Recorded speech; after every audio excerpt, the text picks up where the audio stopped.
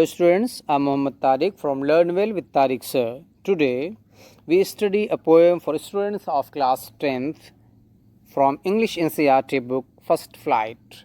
The poem is Dust of Snow, written by Robert Frost. You know, Robert Frost is an American poet. He writes simply but insightfully. So this is the poem and let's start. Dust of snow. Dust means here not a मिट्टी and धूल. Here the means किसी चीज़ को झाड़ना, किसी चीज़ का गिरना. तो poet जो है वो इस पोएम के अंदर ये बतला रहे हैं कि किस तरीके से उनके ऊपर डस्ट ऑफ स्नो बर्फ़ जो थी उनके ऊपर गिरी और उसके बाद उन्होंने कैसा महसूस किया. तो आइए पोएम के अंदर पढ़ते हैं और उसके साथ साथ वर्ड बाय वर्ड एक्सप्लेनेशन के साथ साथ हम लोग उसकी लिटरेरी डिवाइसेस भी देखेंगे इस पोएम के अंदर. तो आइए शुरू करते हैं. The way of a crow shook down on me the dust of snow from a hemlock tree. Hemlock, this is the poisonous plant with small white flowers, छोटे छोटे वाइट फ्लावर्स वाला एक पॉइजनस प्लांट है, tree है. चूँकि ये poisonous है इस वजह से इसको आम तौर पर सैडनेस के साथ लिंक किया जाता है, सैडनेस के साथ जोड़ दिया जाता है. And the way of a crow it is a कौवे को भी आमतौर पर सैडनेस के साथ ही लिंक किया जाता है. तो देखिए क्या कह रहे हैं रॉबर्ट फ्रॉस्ट पोएट, क्या कह रहे हैं कि एक कौवा जो था वो किसी डाल पर बैठा हुआ था, हेमलॉक ट्री पर बैठा हुआ था और उसके मोमेंट से, उसकी हरकत से डस्ट ऑफ स्नो जो थी, स्नो इस पोएट के ऊपर गिर गई. और उस गिरने के बाद पोएट ने कैसा महसूस किया, क्या महसूस किया, आगे वाले स्टैंजा में उन्होंने इस बात को बतलाया. तो सबसे पहले इसका वर्ड बाय वर्ड देख लेते हैं. The way of a crow shook down on me the dust of snow from a hemlock tree. एक कौवे की हरकत से मेरे ऊपर गिरी क्या, डस्ट ऑफ स्नो. कहाँ से गिरी, from a hemlock tree. Hemlock tree से मेरे ऊपर स्नो गिरी. देखिए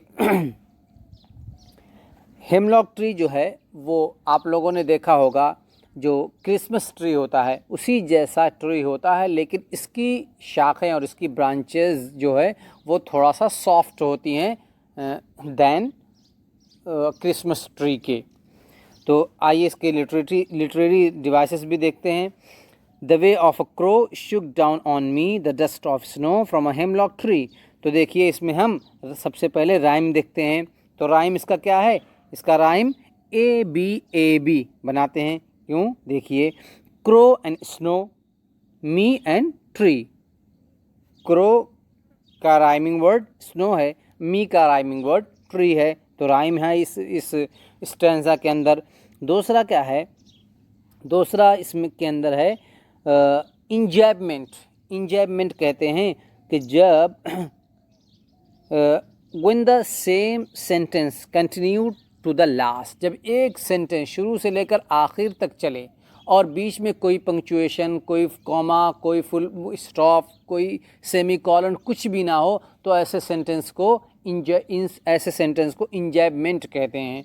तो यहाँ इस पोएम के इस स्टैंजा के अंदर देखिए इस तरह की कोई भी पंक्चुएशन नहीं है. The way of a crow shook down on me the dust of snow from a hemlock tree. यहाँ पर कोई पंक्चुएशन नहीं है, एक थॉट जो है वो शुरू से लेकर आखिर तक चल रही है, लिहाजा इसको क्या बोलेंगे, इंजैबमेंट. और तीसरी चीज़ इस स्टैंजा के अंदर एक है, वो है एजोनेंस बोलते हैं when the vowel sound is repeated. Vowel sound का रिपीटेशन हो, बार बार हो, तो उसे हम बोलते हैं एजोनेंस. इसके अंदर एजोनेंस क्या है, देखिए शुक ओ, डाउन में ओ, ऑन में ओ.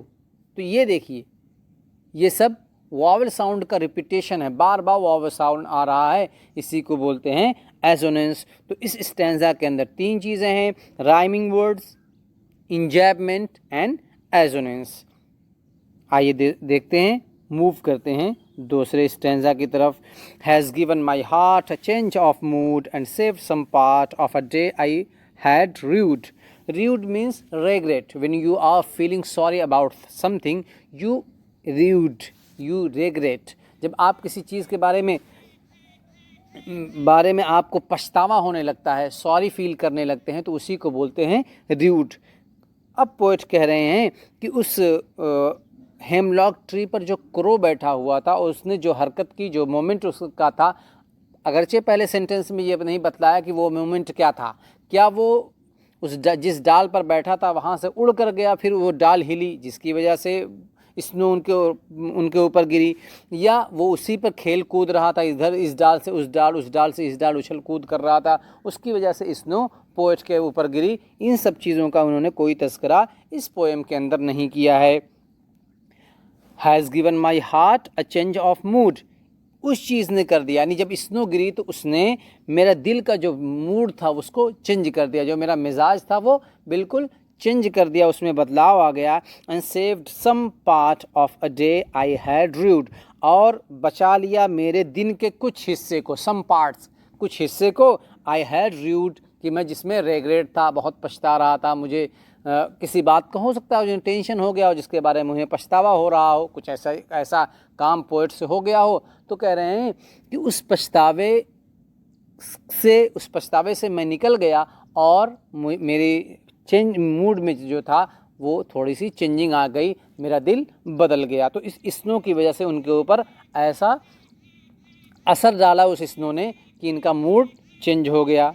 तो यही मतलब है, यही एक्सप्लेनेशन है इस पूरे पोएम का, कि एक हेमलॉक ट्री पर एक कौवा बैठा हुआ था जिसकी हरकत से स्नो उनके ऊपर गिरी, और फिर इनका जो पछतावा वाला मूड था, ये जो रेग्रेट थे, उस पछतावे वाले मूड से इनका मूड जो था वो चेंज हो गया, और दिन का कुछ हिस्सा जो इसमें हो सकता था कि वो पछताते और पूरा दिन इनका पछतावे में निकल जाता, वो बच गया. तो यही बातें इन्होंने इस पोएम के अंदर बतलाई हैं. इसके अंदर भी देख लेते हैं लिटरेरी डिवाइसेस को.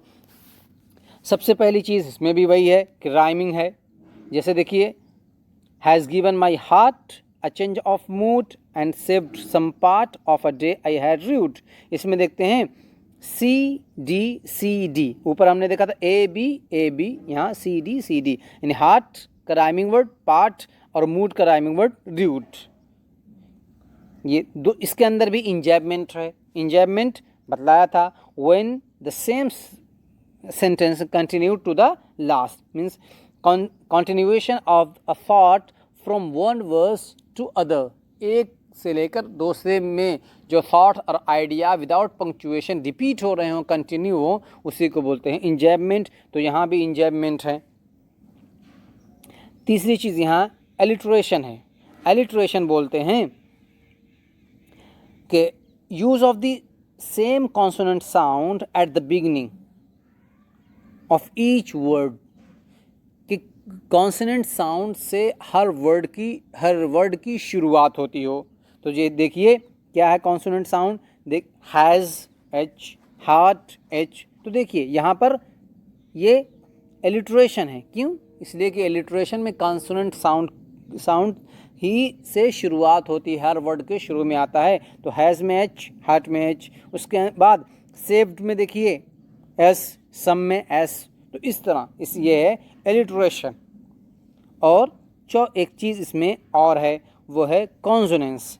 कॉन्सोनेंस बोलते हैं जब किसी भी कॉन्सोनेंट साउंड का रिपीटेशन हो, लेकिन वो कॉन्सोनेंट जो लेटर है वो लेटर शुरू में ना हो, कहीं भी आ जाए.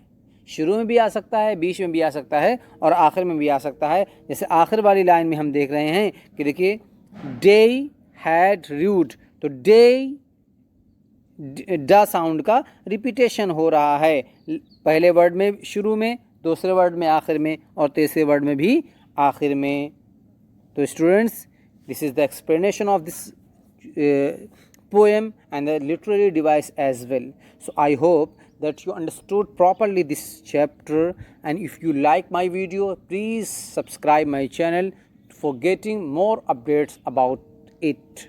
Okay, so we will see with new video and new chapter, new poem. So till then, take care and have fun.